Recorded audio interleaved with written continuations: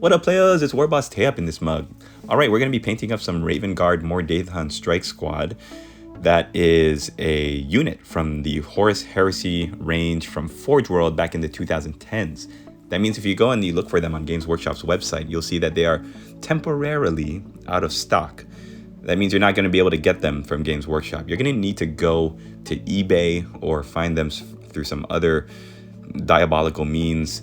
But I actually went on eBay and I found this as part of a big Raven Guard lot that I purchased from Binx Wargaming. I'm going to link him below in the description.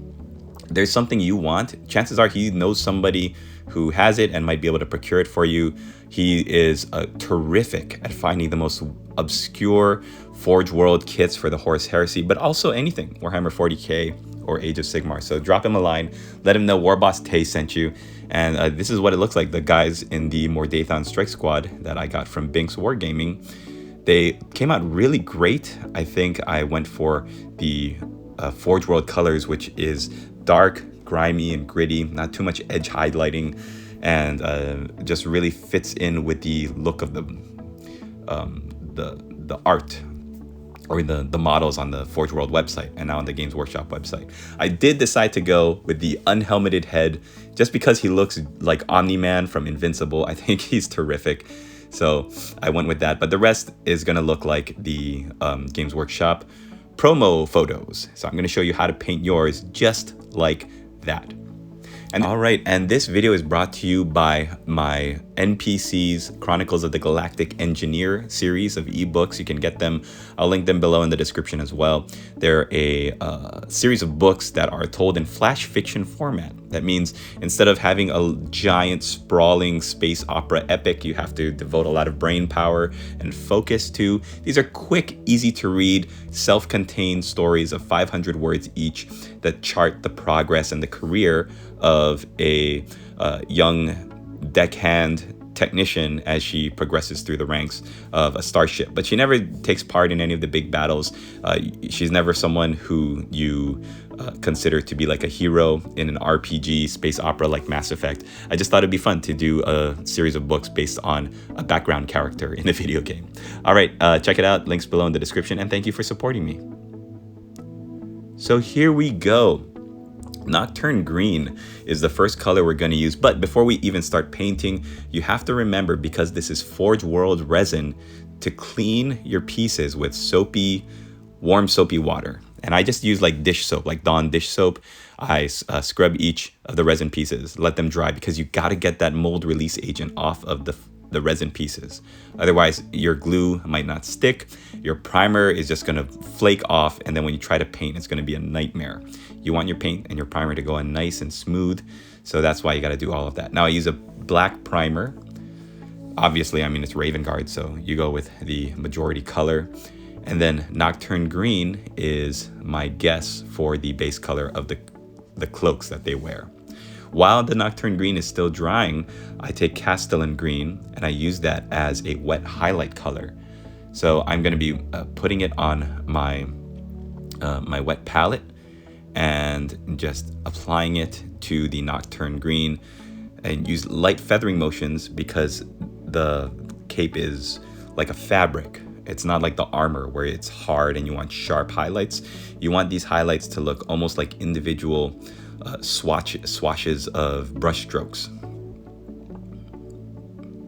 It's going to catch the light. It's going to kind of change. The Nocturne Green is like a very deep foresty green, whereas the Castellan Green looks a little bit more like olive drab color, and it's generally the color that I like to use for my armor for the Cadian shock troops. And it's a great highlight color to Nocturne Green if you want a very dusky, olive drabby kind of color for these cloaks.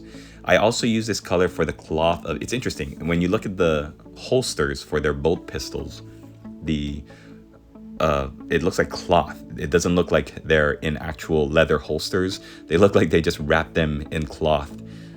All right, here we go. Over the Chaos Black primer, or whatever black primer you use, we're going to take Corvus Black, and we're really going to water it down and use this as a highlight color. It's interesting because Corvus Black is basically what you would get if you mixed Mechanica Standard Gray with Abaddon Black, say 1 to 1. It's a very dark gray. It's not technically a black color because there's a little too much lightness to it, but I love using it for Raven Guard if you're trying to achieve a Forge World finish. So we're not going for sharp highlights, bright gray edges. This is just to pop the color of the black armor a little bit that's facing the light. So I'm using it on the beaky part of the helmet, any of the rounded areas that's facing the light, stuff like that. You can tell that the way I'm holding the miniature, I'm holding it up to face the light that's coming from the upper right hand of your screen. So that's where I'm going to assume the light is hitting the model, and that's where I'm going to put these highlights.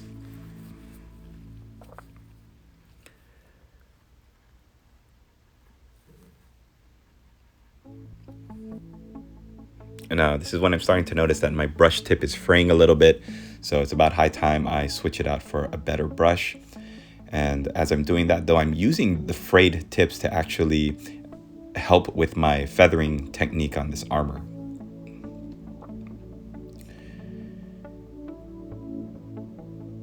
So this is a different model that got up to this point. Just taking a look at it for reference there.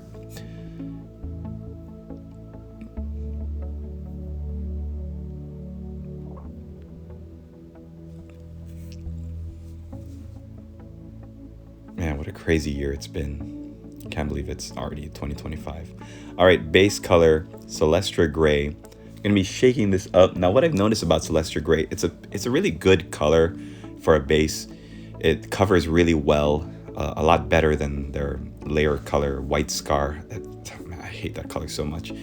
But it's not it's not as bright as Ceramite White, and it's just like a good middle of the road light gray color.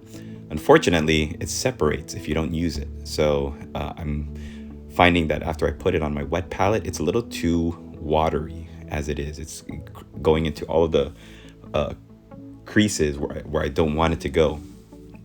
So what I'm going to do is I'm going to bump up the color by adding bold titanium white from Pro Acryl. And this is such a fantastic color. After having my heart broken by Ceramite White and White Scar and all of Games Workshop's white paint colors that have either dried in the pot or separated and been like practically unusable after a day, bold titanium white from Pro Acryl is such a great color, and it really is well worth the price. So I'm gonna put a link below to an Amazon affiliate, and if you don't have this white color in your arsenal, you gotta get it. It covers so well, and it's just such a great color to have, especially if you've, like me, had your heart broken by putting your faith in Games Workshop's white color range. Now, there are only a couple of places where I'm going to be putting this color. It's the two wings on the shoulder pads, and then the stripe of raised material on the shoulder pads. So on the left shoulder pad, it's studded, that classic Mark VI studded armor, shoulder armor. So when you're painting this on, all you have to do is keep it on the raised area. You can see I've decided to put my model onto a handle to help me to hold it better. If you don't have one of these painting handles, you could just as easily use like a prescription pill bottle or an old paint pot. I used to use a piece of like cork, like a handle that I put blue tack on. For years, that was my go-to. But I found that using this painting handle from Games Workshop is just as good. So I'm trying to get around all of these rivets and down the sides. And the great thing is, if you do have a little bit of bleed onto the design, like here, on the right shoulder pad, the design of the More Deythan Strike Squad, it's carved in really nicely into the shoulder pad. The detail is really terrific. But if you feel like you're getting too much white paint into the design or into the Roman numeral 19, then all you have to do is take some Nuln oil or water down some black and just paint it into the lines, and it's gonna look really nicely picked out. Now, I did purchase a Raven Guard Legion transfer sheet from Forge World, and I was so excited to use it, but when I took a look at the Forge World like close-up shots of these models, they didn't use any extra transfers. So these are very simple models to paint. They're so easy. You pick out the black, you get this white color down so you don't have to worry about it. Then you can just go on to the lead belcher. Lead belcher is such a great workhorse paint. It is really good. It stays thick and covers really well. And the only places you really need it for these models are the vents of the backpack here, the piping down the middle of the backpack at the top, the raven skull on the corners of the cape. Then here we've got the studs.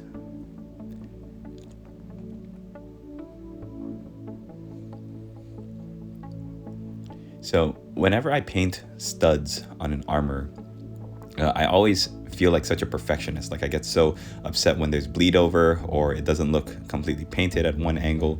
And the way that I've reconciled that is to hold the model at two angles where you feel like you're going to be looking at the model usually. So those are the two angles that you want to paint the silver to look like it's covering at least at those two angles, if that makes sense. Now, I'm also painting, like I said, the raven skull on the corner of the cloak, or the cape rather, the two middle pipes of the rifle, or middle parts of the barrel rather, the Raven Guard insignia on the leg, the Raven Guard insignia on the rifle, a couple areas of the rifle where you do pick out the silver. I'm going to show you where they are, like here, the gun, the ammunition casing.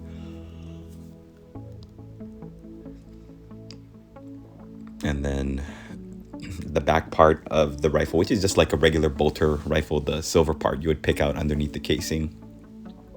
Right there. I think here there's like a metal piece up by the sight, holding the sight to the camera. It's like a little squarish piece. Now, if you have a model with the helmet with the wreath, you're going to be painting that. And most all of the models have these bolts on the sides of the helmet that kind of secure the helmet, close it. So I kind of like where their ears would be. And also most of these models have little scopes over the right eye. So I painted the housing of those silver to match the cover on the promotional art. And here you can see where I'm painting the piping on the backpack, right at the center, front to back. Now, lead belcher is such a great color, like I said, but if it gets too thick, you might want to thin it down with just a drop of water on your wet palette. But like I said, you might not need it if you're just working with a little tiny bit of paint at the tip of your brush. Then you can spread it out and have such great coverage with that. Okay, at this point, we're going to be working on the lens, and I'm going to be starting with Calidor Sky, which is such a bright blue color to see on a model that is predominantly dark, like a Raven Guard model. So you're definitely going to want to be very careful with how you apply it and only get it onto the lens.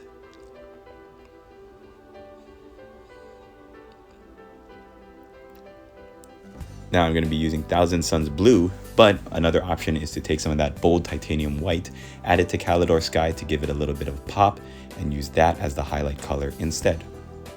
I'm using Thousand Suns Blue just for a little bit of depth to the color, because Thousand Suns Blue has a tiny bit of green to it, as well as being lighter than the Calidor Sky. So it makes a nice highlight for just not too much extra work. And as you can tell, this color scheme, as we go into corn red for the other eye lens, it's so different than Space Marines I would normally paint, where I would be knocking out like a lot of the edge highlighting on the armor. And this is a lot of simpler techniques, like really tried and true workhorse techniques to make your models look more realistic, less like painted miniatures and more like battle hardened warriors. That's kind of the goal that I want to come across in my painting. And I want to make it accessible too. If you're not a veteran painter, if you're a newer painter or you're a painter who is not confident in your skills, I hope these videos give you the confidence to give it a shot and try and have models that look great on the tabletop without having too much advanced techniques. And the only really advanced technique I'm going to use is this Eshin Gray to do some very extreme highlighting, specifically any model, parts of the model that would be like really prominent facing towards the light. So if you look at the model, you can see that the scope and the muzzle here, the suppressed muzzle of the rifle, do stick out a little bit. I'm going to be picking out the top corners and edges of the arms. It's really not too much because I don't want to draw the eye to the model's raised areas. I really want the shoulder pads, the blue eye lens, and even when you turn the model, the green cape to take precedence. But yeah, I'm using this Eshin Gray to pick out just the highest areas of the model that I want to show is catching the light before I move on.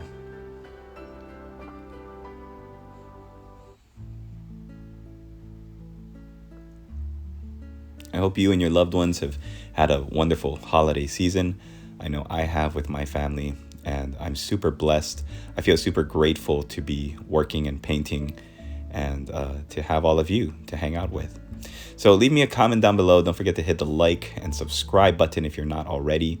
Thank you so much for watching, and let me know what you think of the Raven Guard More Deythan Strike Squad, and in general, any Forge World Legion specific kit for any army. They came up with such great miniatures. I can't wait to dive into them. Latest, players.